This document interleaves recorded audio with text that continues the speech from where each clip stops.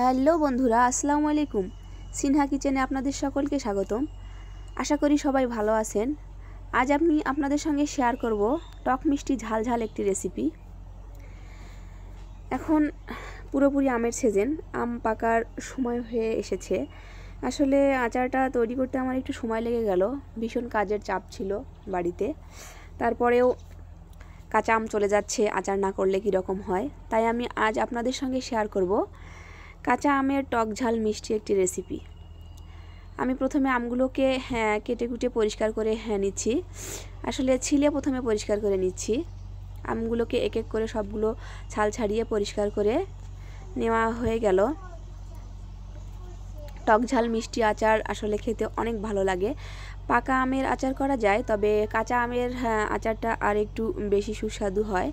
দুটার দুরকম স্বাদ। আমি আজকে খুব সিম্পল করে একটি আচারের রেসিপি তৈরি করব। আমগুলো আমার ছাল ছিলে পরিষ্কার করা হয়ে গেছে।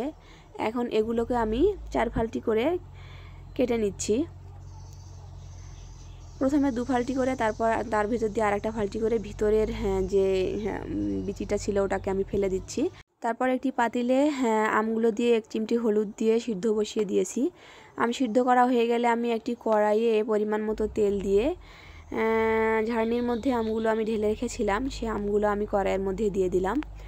এখন আমি এতে কিছু পরিমাণ আর একটু হলুদ আর একটু সামান্য পরিমাণ লবণ দিয়ে তেলের সঙ্গে একটু ভাজতে থাকবো।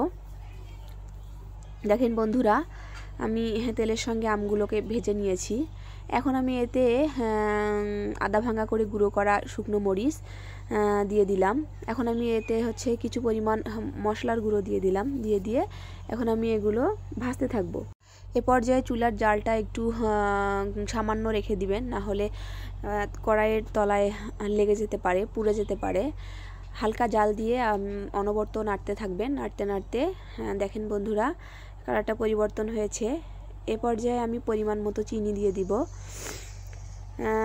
চিনির পরিমাণটা আপনারা যে যেমন মিষ্টি খান সেরকম দিবেন। আপনারা ঝালের পরিমাণটাও সেরকম দিতে পারেন, যে যেরকম ঝাল খান সেরকম চিনির পরিমাণটা ওইভাবেই দিবেন, যে যেরকম মিষ্টি খান।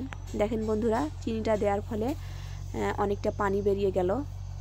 এখনও জালের পরিমাণটা একটু হালকা রেখে ভাজতে থাকবেন।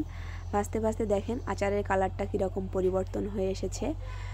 তো বন্ধুরা, আমার আচার রেসিপিটা শেষ। এখন আমি এগুলোকে নামিয়ে নিয়েছি।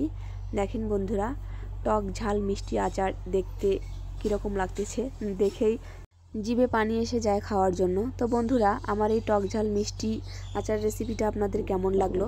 ভালো লাগলে লাইক শেয়ার করবেন। আমার চ্যানেলে নতুন হলে চ্যানেলটিকে সাবস্ক্রাইব করবেন। অবশ্যই এই রেসিপিটা বানিয়ে খাবেন। সবাই ভালো থাকবেন। খোদা হাফেজ।